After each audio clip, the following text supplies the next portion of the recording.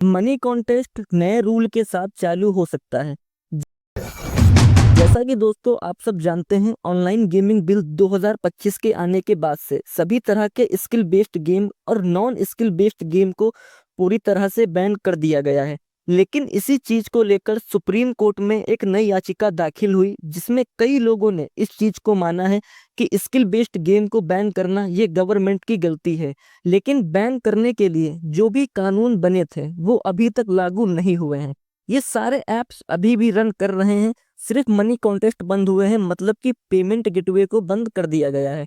लेकिन अब जो याचिका दायर हुई, जो कि CASC की तरफ से दायर हुई थी, उस PIL में इन चीजों का जिक्र किया गया है कि हम सिर्फ बेटिंग और गैम्बलिंग जैसे प्लेटफॉर्म्स पर ही बैन लगाएंगे या तो रोक लगाएंगे, जिसमें रिस्ट्रिक्शंस ज्यादा हैं उसको इलीगल ठहराया जाएगा। बल्कि फैंटेसी के जो एप्स हैं, जो स्किल बेस्ड गेम हैं, जो कि आपके दिमाग से काम करते हैं, चांस बेस्ड गेम नहीं होते हैं, उनको पूरी तरीके से फिर से चालू किया जा सकता है।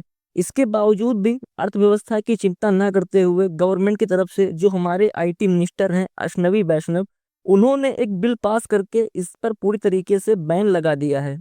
अब यहाँ पर लोगों के मन में सवाल है कि क्या Dream11, My11 सर्कल, Vision11 इस तरह के जितने भी ऐप्स हैं जो कि स्किल बेस्ड ऐप्स हैं और वो ऑलरेडी लीगल थे, गवर्नमेंट उनसे टैक्स ले रही थी, BCCI भी उनसे प्रमोशंस करा रही थी, जितने भी प्लेयर्स थे उनके टी-शर्ट में Dream11 का लोगो रहता था। तो अगर ये इतना ही खराब फैंटेसी ऐप है और इतना ही इलीगल होता, तो आपने क्यों उन सभी प्लेयर्स से इन सभी ऐप्स का प्रमोशन करवाया? यहाँ पे सबसे बड़ा सवाल आता है कि क्या फैंटेसी वापस आएगा और क्या चीजें पहले जैसी रहेंगी या उसमें चेंजेस आएंगे? तो आप लोग यहाँ पर दैनिक जागरण की ऑफिशियल न्यूज देख सकते हैं, जो कि एक बहुत ही बड़ा लीडिंग न्यूज एजेंसी है हमारे भारत की। यहाँ पे बोला गया है कि ऑनलाइन जुए और सट्टे पे हटेगा बैन और सुप्रीम कोर्ट सुनवाई के लिए पूरी तरह से होगी तैयार। अब यहाँ पे दोस्तों बातें बोली गई हैं कि जितने भी तरह के फैंटेसी एप्स हैं उनमें कहीं ना कहीं चीज़ों को कॉम्प्रोमाइज किया जाएगा, लेकिन बेटिंग, गैम्बलिंग, कसिनो टाइप के जो भी साइट्स हैं उन पर अभी भी समस्या है। अब समस्या क्या है? जिस तरह से यहाँ पे सुप्रीम कोर्ट में ऑनलाइन जुए पे याचिका दायर हुई थी, उसमें जो चीफ जस्टिस थे BR गवई और चीफ जस्टिस विनोद चंदन, इन्होंने क्या किया, इन्होंने बृहस्पतिवार को एक CASC की मीटिंग पेश की, जिसमें जो वकील थे दोस्तों उनका नाम है विराग गुप्ता। इन्होंने ही चीजों को लेकर कंफर्मेशन जाहिर की थी।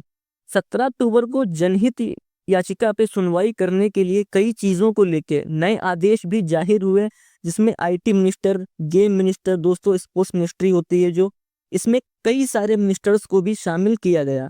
IT मिनिस्टर, उसी के साथ साथ यहाँ पे स्पोर्ट्स मिनिस्टर जो है इंडिया के, उनके साथ साथ टेक्नोलॉजी मिनिस्टर, इन सभी के रेगुलेशन से नए प्रोविजंस बने हैं। उसी से कई चीज़ों के बारे में नई पेशकश जारी होगी।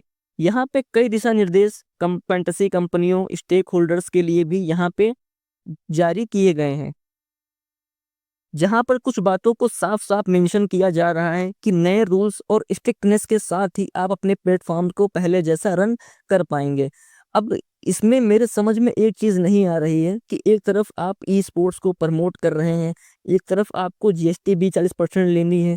तो अगर आपको इनसे दिक्कत थी, फिर आपने इससे पहले प्रमोशन क्यों कराया? कंपनियां आपको सालों से GST दे रही थी, आपकी नज़र में ही सारी चीज़ें चल रही थी, ये चीज़ें पहले भी बैन हो सकती थी। अचानक से ऐसा क्या हुआ कि जब आपने GST मांगा तभी आपने उसके ऊपर बैन लगा दिया? क्योंकि GST को लेकर कंपनी के स्टेक होल्डर्स राजी नहीं थे।